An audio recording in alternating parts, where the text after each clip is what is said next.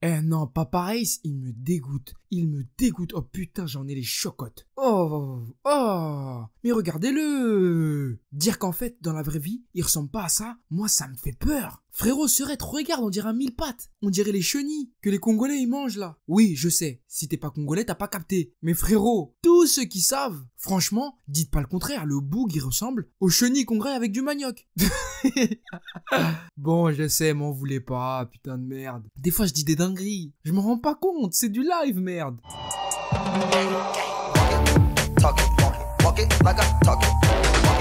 Talk it, walk it like I talk it. You talk it, walk it like I talk it. Walk it, talk it, walk it like I walk it like I talk it. Walk it like I talk. Walk it like I talk it. Walk it like I talk. Walk it like I talk it. Like I talk.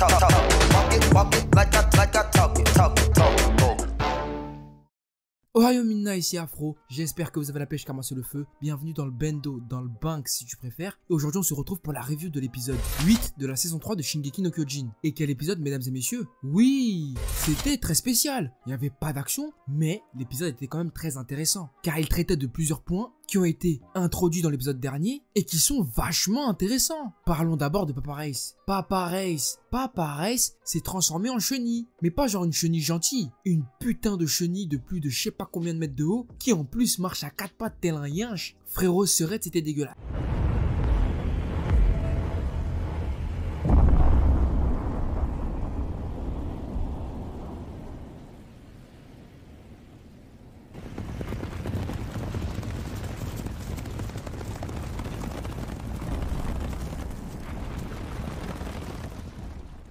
Mais au cas où t'as pas capté, au cas où t'as pas compris pourquoi Papa Race est devenu comme ça, eh bien c'est simple. T'as oublié qu'il s'est mangé une prise de judo par sa fille qui lui a littéralement cassé le dos. Comme le dirait si bien notre cher Booba, B2O le duc. Et à cause du fait qu'il se soit cassé le dos, il est devenu comme la mère de Connie. Parce que tu sais, la mère de Connie, elle aussi, parce qu'elle était handicapée, n'a pas pu devenir un titan à part entière et est restée bloquée dans sa maison. Tu te souviens de ça, hein? C'était sale, hein? J'avoue, même moi, j'étais pas bien. Quand j'ai compris que c'était sa daronne, frère, ça m'a fait mal, mais genre vraiment mal. Je te jure, j'étais là, je me disais putain, Connie, oh là ça se fait pas. Le bestial, c'est vraiment un putain d'FDP. Je le hais. Oh, je le déteste. Ouh là là là là, j'ai envie de lui mettre 2-3 mbata pour qu'il se calme un peu celui-là. Bref, petit aparté. Oui, parce que là, on est dans la review. À ce qui paraît, il y a des gens qui ont osé dire,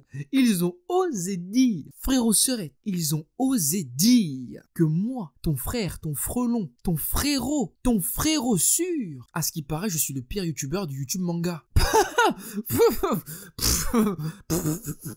Oh putain, ça me fait rire. En vrai de vrai, franchement, frérot Serette, si tu penses ça, je sais pas quoi te dire. Moi, je m'en bats les steaks de ta vie. Parce que déjà de 1, je t'ai jamais demandé de regarder mes vidéos. Moi, je suis bien avec mes Serettes. Et mes frérots, on se casse des barres entre nous. On se comprend. Il y a une confiance, une alchimie mutuelle. Ici, on est une famille. Et tous ceux qui se sont abonnés à cette chaîne le savent. À quel point je vous parle comme si on se connaissait depuis des années. Comme si on avait élevé des cochons ensemble. Comme si on avait fait les 400 coups au quartier. Parce que je suis comme ça. Mais maintenant, si t'es pas d'accord, si t'es pas content, bah va voir ailleurs, c'est tout. Lâche pas des commentaires qui servent à rien. Parce que dans tous les cas, ce que tu sais pas, c'est qu'il y a des frérots qui vont venir et qui vont t'insulter si ça continue. Et moi, j'ai pas envie que mes frérots se salissent les mains pour te répondre. Donc au pire, si tu n'aimes pas mes vidéos, ne regarde pas. Te fais pas du mal. Tu vas te faire insulter bêtement. C'est pour ton bien que je te le dis. Voilà, aparté, fini. Passons maintenant à Eren. Eren, au début de cet épisode, il a commencé à faire la pédale. Oui, il a continué ses conneries là.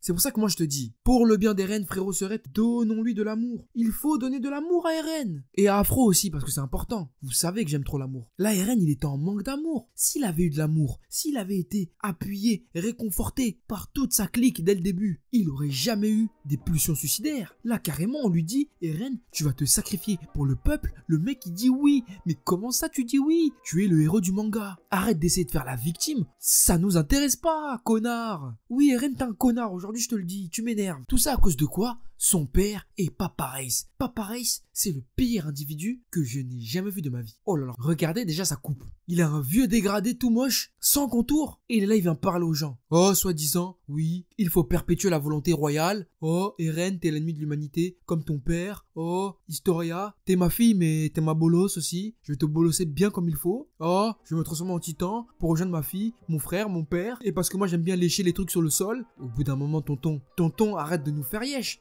Putain, je te parle en ça là, tonton, laisse-nous tranquille. T'es venu, t'as perturbé le pauvre petit Eren, et maintenant, il a eu du mal et a failli se faire bouffer. Heureusement qu'Historia était là pour lui remonter le moral. Heureusement qu'il a compris que ses amis étaient là pour lui, pour l'aider, le soutenir. Parce que Frérot Serette, il allait partir en couille. Il allait se faire bouffer pour de vrai. Sachant bien toutes les personnes qui se sont sacrifiées pour lui, il allait remettre en question tous ceux pourquoi il se bat depuis le début. Remettre en cause ses objectifs, tout ça à cause de quoi? Un seul gars. Non mais Frérot Serette, faut arrêter. Et heureusement qu'au bout d'un moment, il s'est secoué et il a bu le fameux liquide où il y avait marqué durcissement. Et maintenant, grâce à ça, il peut activer le durcissement dont il rêvait tant. Durcissement qui lui permettra de reboucher le mur Maria. Et d'ailleurs, maintenant, on sait que toute la grotte a été faite grâce à ce durcissement. Ça devait être sans doute le premier roi qu'il a érigé. Et Eren a maintenant acquis ce pouvoir. Et même après avoir acquis ce pouvoir, il est quand même capable de vouloir se suicider. Ou plutôt se sacrifier pour le peuple. C'est noble, c'est très shonen ça. Mais ça va l'emmener nulle part. Car on a besoin de lui. Frérot Serette, c'est comme les gens qui ont peu de confiance en eux et qui, quand on leur dit une chose, sont capables de faire n'importe quoi pour pouvoir satisfaire les envies, les pulsions d'une personne qui a de l'influence sur eux. C'est hyper néfaste. Pourquoi tu me diras? C'est simple. Ces personnes-là n'agissent pas pour leur plaisir personnel. Enfin si, parfois, faire plaisir à quelqu'un, ça leur procure du plaisir. Mais parfois, ces personnes se font utiliser, se font marcher sur les pieds. Et on ne peut au final rien en tirer. Car une fois que les personnes qu'ils ont envie de satisfaire n'ont, elles, plus envie de traîner avec eux, elles se renferment sur elles-mêmes et développent des envies suicidaires. Je suis catégorique. Aucun de mes frérots ne doit être comme ça. Vous devez réfléchir par vous-même. Voilà pourquoi, même si vous n'êtes pas d'accord avec moi, vous avez le droit de me le dire si vous n'êtes pas d'accord. Et je vous répondrai toujours, car vous avez le droit d'avoir vos avis. Mais en aucun cas, aucun putain de cas, je ne veux que vous soyez des gens qui s'abaissent devant les autres. Vous valez beaucoup mieux que ça. Vous êtes du Roshi Gang. C'est nous les thugs. C'est nous on contrôle la Neuzo. C'est nous on va niquer le game. Donc, vous n'avez aucune raison de vous rabaisser. Voilà, bref, c'est une petite aparté, mais je tenais vraiment à vous le dire, c'est important. Soyez fiers. Les filles comme les garçons, les tontons comme les tantines. Enfin bref, la vérité c'est que j'ai parlé d'Eren, mais il faut aussi que je parle d'Historia. Parce qu'Historia, elle aussi, au même titre qu'Eren, a évolué, enfin entre guillemets, depuis 2 épisodes. Effectivement, elle a compris qu'il faut qu'elle pense par elle-même, qu'il faut qu'elle agisse par elle-même. Exactement comme ceux que je viens de t'expliquer, il n'y a même pas 2 minutes. Il faut agir en étant conscient et en faisant ce qu'on a envie de faire. On est libre. Historia, elle, était bloquée dans une sorte de machine où elle voulait constamment faire plaisir aux gens, les satisfaire. Elle était un peu la bolosse du game. Oui, tu lui mettais 2-3 baffes derrière le cochi, tu disais va me chercher un café, elle y allait, à cloche-pied en plus. Donc là maintenant, le fait qu'elle ait compris qu'elle peut s'affirmer en étant elle-même, qu'elle ait fucké son daron, son putain de daron qui ne sert à rien, avec sa grosse tête on dirait un bateau, bah moi je dis oui. Historia est enfin devenue une femme. Que demander de plus? Qu'espérer de plus pour ce personnage? Bon, même si à la fin, elle m'a un peu fatigué. Oui, elle m'a pris toute mon énergie. Je vais pas te mentir frérot. Quand elle a dit ouais bah en fait vas-y je veux devenir la reine, ok y a pas de souci. Je me suis dit mais putain, mais si t'as pas envie de devenir la reine, t'as pas envie. Pourquoi tu veux te forcer? Arrête de faire la losse Historia, merde. Tu me fais yesh, j'ai envie de te taper. Heureusement tu es personnage fictif hein. Je t'aurais envoyé ma petite sœur là. Elle t'aurait bien giflé.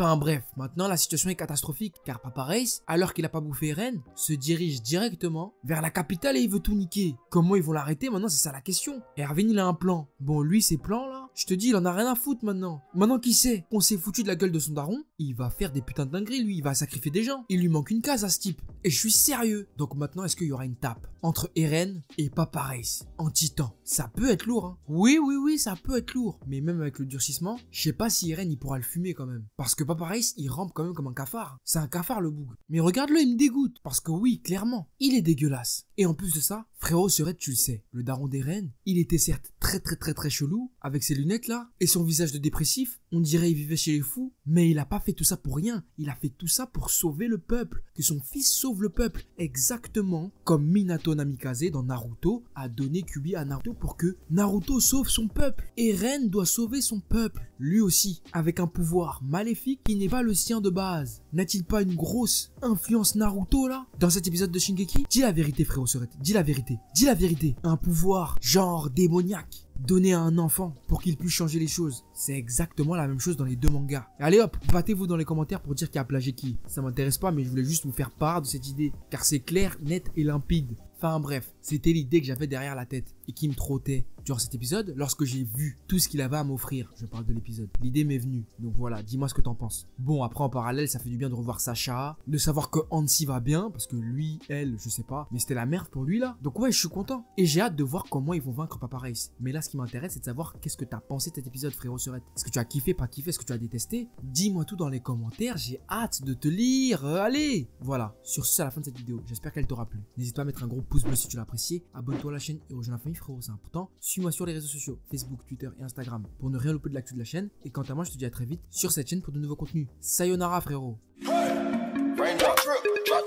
Smoking, no cooking, the hot pot. Fucking on your bitch, yeah, that. Cooking up dope in the crock pot. We came from nothing to something, nigga. I don't trust nobody, grip the trigger. Call up the gang and they come and get gang. Call me a river, give you a tissue. Bad, bullshit, bad. Cooking up dope with a Uzi. My niggas are savage.